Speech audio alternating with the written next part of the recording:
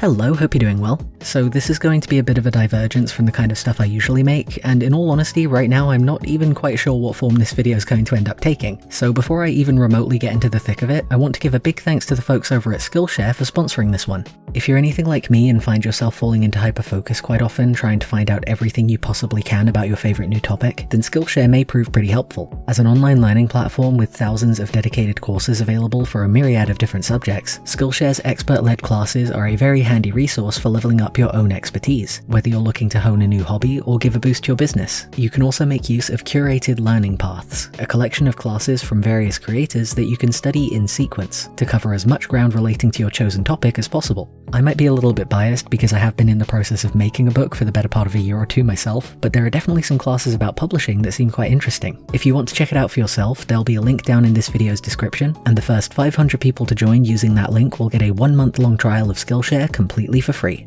Anyway, back on topic. But what actually is today's topic? Well, I'm glad you asked. As you may already know, a couple of my recent videos have been Genshin Impact related. Specifically, I tried to make a few original character designs for each of the game's elements. I'll try and put a link on screen for those videos, by the way, if you do want to check them out, because I really am quite proud of them. But that's not the point. The point is, I am nothing if not thorough, or at least I try to be, when it comes to making characters. So, in order to make those fan-made Genshin characters look authentic, I did a fair bit of research into Genshin's elements and characters and nations, just a whole lot of lore. And to make a long story short, I have been just unable to stop thinking about one particular finding that I found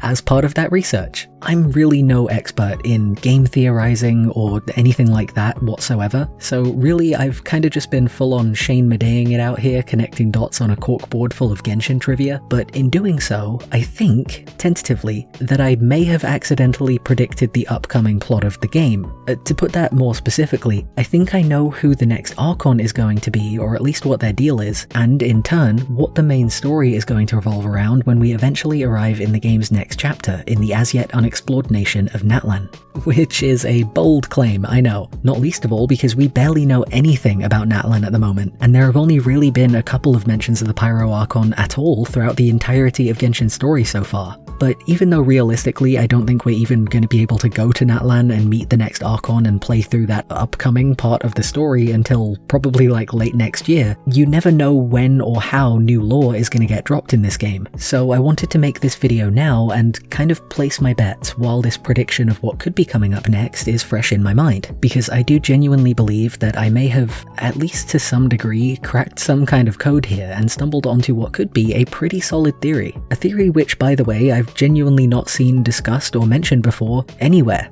Not even by like full-time Genshin theorists who actually know what they're talking about, which is maybe an indicator that I'm completely off the mark, but hey, it could also be an indicator that I've stumbled onto a new discovery. Could go either way, which is another big part of why I wanted to open up a little bit of a dialogue with you guys here, to just be like, hey, is this anything? So yeah, potential spoiler warning ahead in several different capacities, but now presenting my predictions for the next nation in Genshin and also the Pyro Archon and probably a couple of other things as well. We're gonna find out. Let's go. Alright, so I'm going to be moving forward here based on the assumption that you lovely folks watching at home do have at least a baseline, like, surface level of familiarity with Genshin and the events that take place in it. But you are of course welcome to stick around even if you've never played Genshin before in your life. It's just, you know, fair warning, certain parts of this might make no sense whatsoever, and I am about 40% more likely to sound like an increasingly insane person the further I get into this. But if that's the kind of video essay adjacent energy that you're in the mood for this fine morning, afternoon or evening, then welcome, come along, walk with me.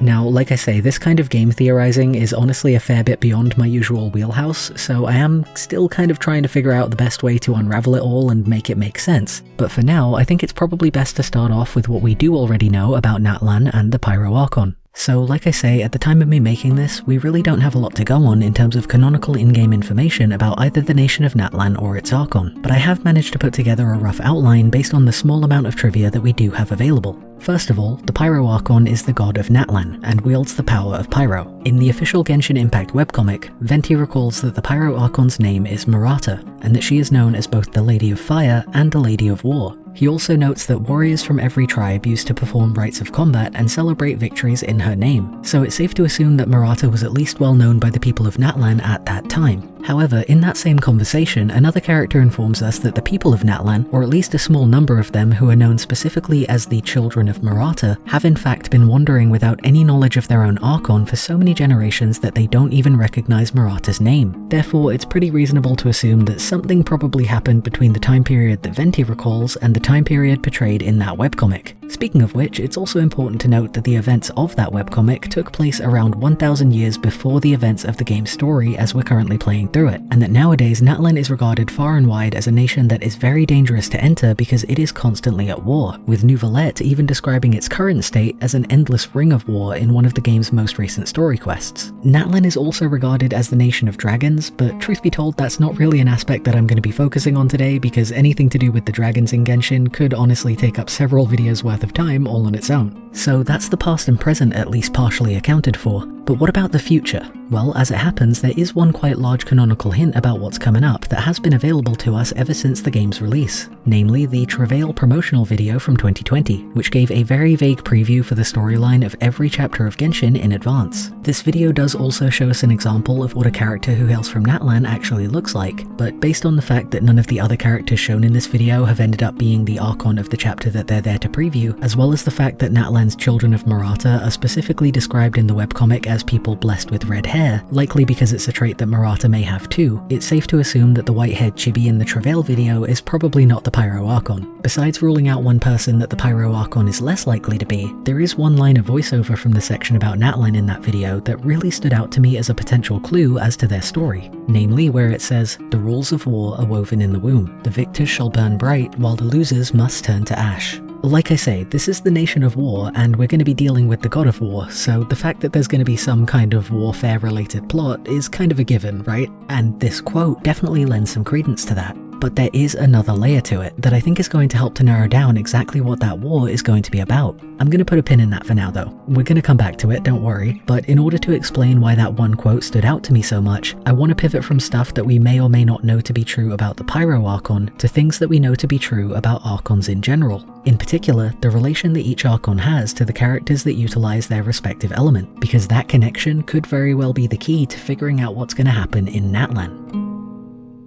Now, obviously the main factor for someone being granted an elementally infused vision derived from an Archon's power in the first place is that that person must simply have a strong desire or a passion for something that's powerful enough to reach the heavens, as it tends to be phrased within the game itself. But that's not the important part here. Rather, I want to focus in a bit more on the specifics. As part of my research for previous videos, I ended up looking into the potential reasons why a character might receive a vision of any given element in particular. Like, why does this person have an Anemo vision while this person has a Hydro one, for example? Where does the difference lie, and what is the common factor that marks any character as a candidate for any one element over another? Many people tend to theorize quite reasonably, because there's plenty of evidence for this in the game as far as I'm aware, that it all revolves around the dreams and abilities that led to a character earning their vision in the first place. Like, if they have academic aspirations, they'll get a Dendro vision, for instance. But while I don't think that's completely wrong by any measure, at least to me that angle doesn't always add up. Not least of all because of characters like Lisa, Sucrose or Farazan, all characters with immense dedication to their academic pursuits, but none of whom possess a Dendro vision like you'd expect them to based on that line of thinking. Some other folks prefer to interpret that a character will earn their vision because they stand for the same things as the Archon of that element, like how the Anemo Archon is known as the god of freedom, and characters like Kazuha and Jean fight for the freedom of many people. This is another take that doesn't always hold up though, because for instance, while the Geo Archon is the god that presides over contracts, the only characters in the game who have canonically been to law school, which you would think by that reasoning would make them the perfect candidates for a Geo vision, are instead wielders of Pyro and Electro.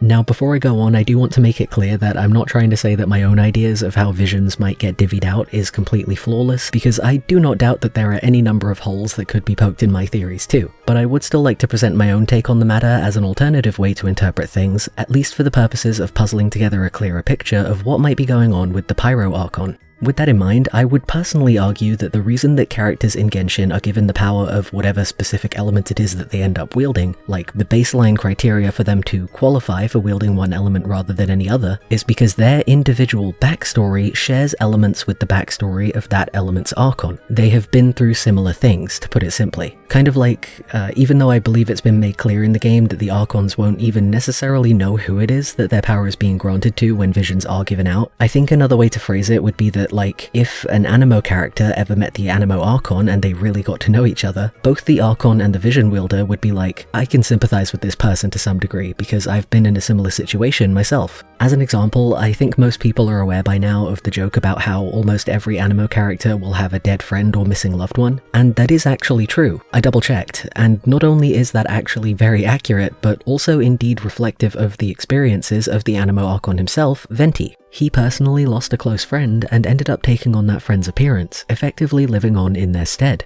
Likewise, every single Anemo character will have some kind of backstory that mentions the loss or potential loss of a loved one, and they will more often than not either be trying to live up to their legacy or will carry some kind of memento to remember them by. Another example is the fact that the Hydro Archon Farina is something of a local celebrity with a backstage secret, not dissimilar to Hannah Montana. Meanwhile, every Hydro character so far has been someone with both a reputation and either a penchant for revealing the truth, or a personal secret that they would prefer to keep out of the public eye. The same goes for all of the other elements so far in some way or another, from the Geo Archon story being centered on his time as a leader while every Geo character is themselves at the heart of a group or organization, to the Electro Archon story revolving around her sister, while every Electro character will either have a sister or have ties to a specific female character that they're devoted to. Not to mention that we already know that the god of Cryo isn't exactly fond of her fellow gods, while every Cryo character is also at odds with either themselves or their predecessors in some way. I'm still a little bit unsure about Dendro because that one's hard to pin down, but I think it might have to do with having some kind of older and wiser female figure in their life. Even if I am completely wrong on that particular one though, the point still stands. If all the other characters' backstories do indeed mirror the experience of their element's Archon, which they do, then it stands to reason that we might be able to reverse engineer a prediction of the Pyro Archon story by finding the common thread that runs across the backstories of all of Genshin's Pyro characters. Good news is, I've already done that. And as it turns out, the Pyro Collective actually have some of the clearest, like, unanimous across-the-board traits woven throughout all of their backstories out of any elemental group in Genshin, so those common threads ended up being pretty easy to unravel, and honestly quite interesting to look into. I'm hereby pulling out the corkboard at this point because I really want to take a closer look at this because I find it fascinating, and show you guys the hidden connection between every single Pyro character in this game. So the first interpretation that I had based on my research for previous videos was that the majority of Pyro characters were the heir to some kind of family business. Obviously Diluc is out here with the entire Dawn Winery to his name, and then you've got Zhangling with the one-man restaurant, the list goes on. All very entrepreneurial, right? But technically, characters like Chongyun or Xingqiu could also be considered as the heir to a family business of some kind, and some of the Pyro characters themselves have completely diverted from their family's regular line of work, so that kind of puts that theory out of the window. So what is it that actually sets the Pyro contingent apart and groups them together? Well, let's take a look and see if we can find any patterns. Starting off with the primary Pyro character that we encounter in the game both chronologically and alphabetically, Amber is Mondstadt's last remaining outrider, a role that was previously held by her grandpa until he mysteriously went missing. Bennett is an adventurer, following so closely in the footsteps of his multiple retired dads that even the way that he acquired his vision is a one-to-one recreation of how they first found him as a baby. Dihya is a mercenary like her father before her, and Diluc is a wine merchant who moonlights as a vigilante like his father before him. Hu Tao became a funeral director after the previous director, her grandfather, passed on and she performed his last rites. Linny is both a magician and a Fatui agent, who works on missions for his father, Arlecchino, the Fatui Harbinger. Toma, meanwhile, went to Inazuma to find his father and ended up working as the Kamisato clan's housekeeper instead. Zhangling works with her dad in their family restaurant, Xinyan is a rock and roll superstar, Yanfei is a lawyer, and Yoimiya works with her dad as a firework maker. Now, evidently, the most prominent pattern to be found here is, well, dads. Almost every single Pyro character has the same job as their father figure in some way or another.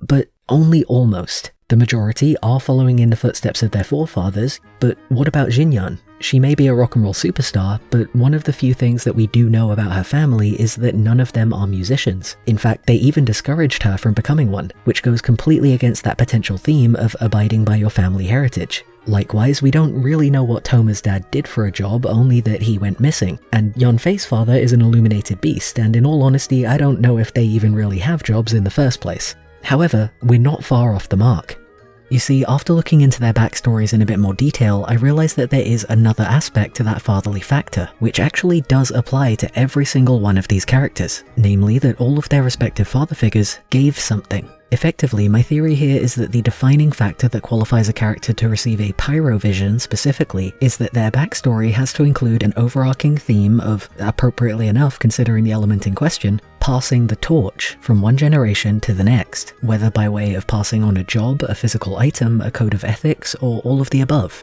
So let's take another look at things through that lens and see if it helps to bring everything a bit more full circle. First off, in Amber's backstory, when her grandpa is teaching her everything he knows about being an outrider, he says, maybe one day you will inherit this responsibility. Then, once he went missing, it notes that Amber wanted to show that she had inherited her grandpa's determination along with his former role. The elderly adventurer that originally found Bennett ended up passing away soon after, leaving him in the care of the adventurers who became his new dads. In this instance, Bennett himself would technically have been the thing that was inherited by the next generation after the elderly adventurer. That does make this a bit of an unusual case compared to the rest of these, but it still checks out with the theory in question. In Dia's case, her mercenary name Flamemane is actually based on a story that her father told her when she was young, although I think she actually ended up getting that as her mercenary name via a separate interaction. In her character quest, however, after her father goes missing and subsequently passes away, leaving behind only a toy sword from Dia's childhood, she also steps up to finish off the group that he died trying to take down.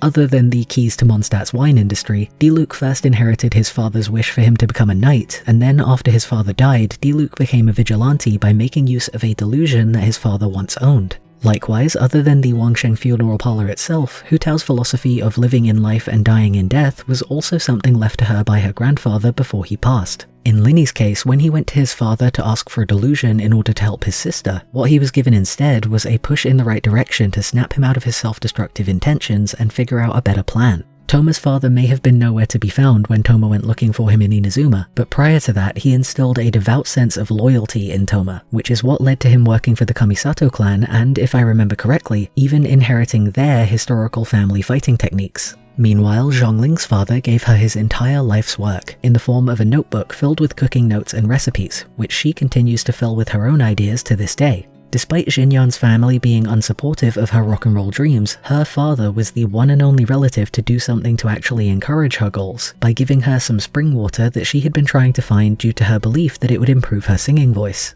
Originally, I thought it may have been the case that Yanfei's father, being an illuminated beast, may have given her some kind of inherent appreciation of contracts, since the majority of illuminated beasts from her father's generation all signed contracts with the god of Geo. But as it turns out, her father actually did give her something far more tangible, the legal weighing scales that feature in both her splash art and backstory. Yoimiya's father, as I mentioned before, has retired as the head of Naganohara Fireworks, stepping down and leaving its management and future up to her. We'll have to wait and see if Chevreuse and any other future Pyro characters keep this trend going when they become available in future updates, but for now, as you can see, every single Pyro character that's currently available in the game has a backstory which hinges on a father figure passing something down to them. Or rather, I should say, this would be applicable to every single Pyro character in the game, if it wasn't for KLEE. The keen-eared among you may have already clocked that I have neglected to mention a certain Spark Knight up until this point, and that is because at this point in time we don't know anything about KLEE's father. Her backstory only mentions that he's an adventurer who is currently off travelling with KLEE's mother, Alice, who happens to be someone who plays a much more significant part in both KLEE's backstory and the story of Genshin in general.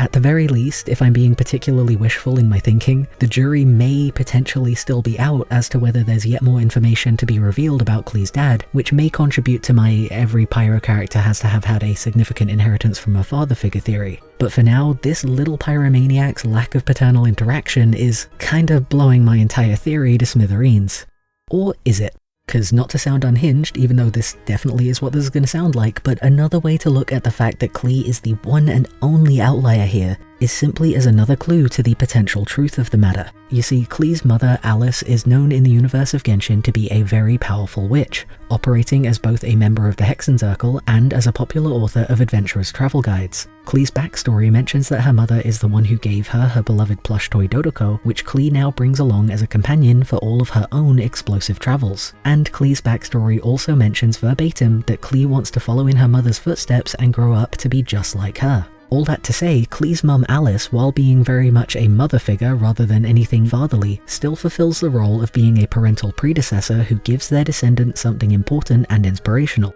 So clearly, while it remains the most common occurrence, inheriting something from a father figure specifically isn't necessarily the key factor in whether a character will align with Pyro or not after all. Instead, it would seem to be the case that this idea of passing the torch, which does feature in the lore of every single Pyro character so far, instead needs to involve the most high-ranking member of their family, whoever is king or indeed queen of the castle, so to speak. Even prior to this addendum about KLEE's mum though, the nature of Linny's father figure already goes to show that this whole intergenerational passing of the torch doesn't actually hinge on anybody's physical gender or their fatherhood. Instead, it really just comes down to whoever is wearing the proverbial pants in the family and holds the most non-proverbial power or experience.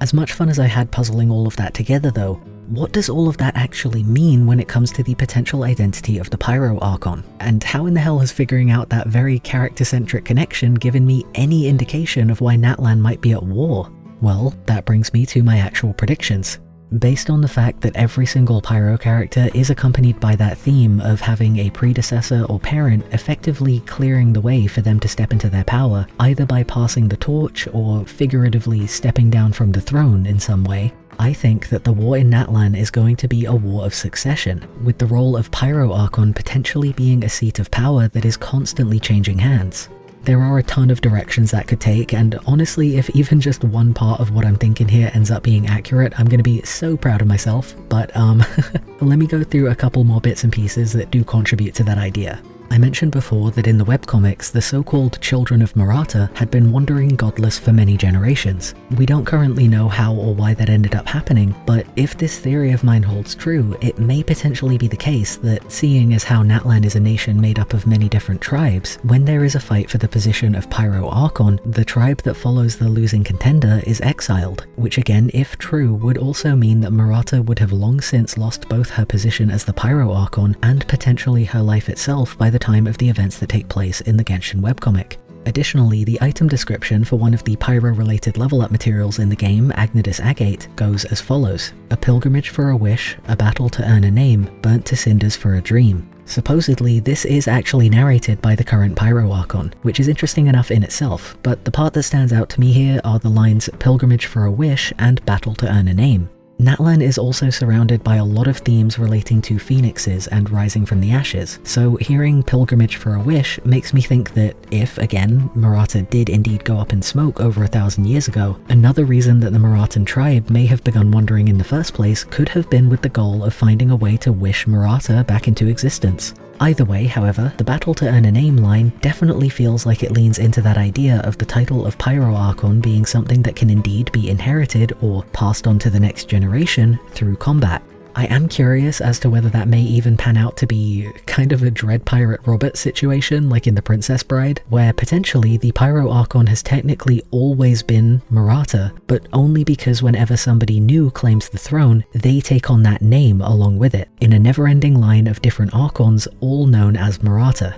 Another thing I mentioned earlier that I said I would come back to is that one line from the Travail video: "The rules of war are woven in the womb, the victors shall burn bright while the losers must turn to ash." I'm aware that this wording is specific to the English translation, but the mention of anything to do with a womb definitely harkens back to that whole parental theme. On top of that, the whole victors and losers burning bright or turning to ash aspect is another detail that feels like it circles back to those previous points about people either claiming the power of Pyro or going up in smoke, and potentially being able to be resurrected from those ashes like a phoenix. It's probably worth noting that the title of this chapter, as mentioned in the Travail video, also mentions resurrection. Unfortunately, I cannot for the life of me find where I originally heard this from, but I did also hear a rumor some time ago that there were actually going to be 2 Pyro Archons in the Natlan chapter. and that they would be siblings. You never know how accurate leaks and rumors are going to be, but if that one does hold any credence, I do think it would be really interesting to see two characters who are perhaps the actual descendants of either the current or previous Pyro Archon duking it out to see who is the most deserving of inheriting their parents' throne. I am personally inclined to at least be hopeful that that might be a story element that will come into play, because based on some official artwork, one of the real-life geographical inspirations for Natlan seems to be Mexico, a region with Mayan heritage, and Mayan history seems to have a lot of mythology featuring twins and siblings. When it comes to what the Pyro Archon that we do encounter is actually going to be like and their intentions, the only canon clue that we really have is one of Venti's voice lines, where he describes the Pyro Archon as a wayward warmongering wretch. However, this same voice line describes the Geo Archon as a brutish, blundering buffoon, which is something that we as players know not to be true because Zhongli is in fact quite wise, a fact that he will remind you of at length every time you put your controller down for a bit too long. All that to say, that wayward warmongering description of the Pyro Archon may be worth taking with a grain of salt, because it could be about as accurate as that description of Zhongli. Anyway, that was a lot. But to summarize, my bet is that some kind of parental passing of the torch to a new generation is going to be a key factor in the story of the Natlan chapter. And likewise that those kind of themes are going to carry some heavy weight in the story of the Pyro Archon themselves. I also think it's worth considering that Natlan itself may have a centuries-long tradition of tribal warfare and ritual combat, specifically with the power and title of the Pyro Archon as the prize. Or if nothing else, that there will be some kind of arena in which the Pyro Archon must defend their title as the Pyro Archon, and the gnosis that they draw their power from along with it. And if that does end up being the case, I can't help but wonder how the next Fatui Harbinger that we're going to meet may end up playing into all of that. As for the Pyro Archon themselves, whoever they may be, I do not think that they are the first or even second to hold that position. But if they somehow are, then I think they will have had to fight to retain their title like a professional wrestler trying to keep their belt for hundreds of years. And finally, even though this is mostly wishful thinking on my part based on various rumors that I've heard around the place, it would be very interesting if we do indeed end up meeting the descendant of the Pyro Archon, whether in the form of an individual character who either already inherited the title from their parent or is aiming to inherit it, or alternatively in the form of multiple characters both vying for the throne in some way or other. Especially because, for reasons relating to Fontaine spoilers, it may even prove to be possible for them to both end up sharing the throne together as a team. I don't know when this video is going to come out exactly, but if you are seeing this after the 4.3 update, then please let me know in the comments if the new Pyro character does indeed stay on theme and have some kind of father figure in their backstory. And hey, other than that, please do join in with the theorizing here. Hell, you can even feel free to float this by any actual full-time Genshin theorists if you'd like to. I just want to know, do you guys think that this theory actually holds any water, or fire, or whatever element it might be? I don't really know if there are any other clues that I might have missed which add to the likelihood of any of this happening, or indeed if there's anything else that you guys might know which completely disproves everything that I've said today. Because again, I am very aware that I could be a million miles off the mark, so for the most part I'm just open to discussion on all of this. Whatever does end up happening when we do eventually get to visit Natlan though, I hope you've had as much fun unraveling this fun little analysis with me today as I did puzzling it all together. Oh, and by the way, I know this was a bit of a different kind of format for me than usual, but rest assured I will be returning to my regularly scheduled programming in the new year, so don't worry. But on the flip side, if you guys do want to see more incredibly specific, hyper-focused video essay type stuff like this in the future, just let me know, because I certainly wouldn't be adverse to doing this again. But for now, in any case, thank you so much again for tuning in, and I hope you all keep on staying as safe, happy, and healthy as you possibly can. Also, happy holidays. I think this is coming out around the holiday time, so Happy New Year, Merry Christmas, everyone.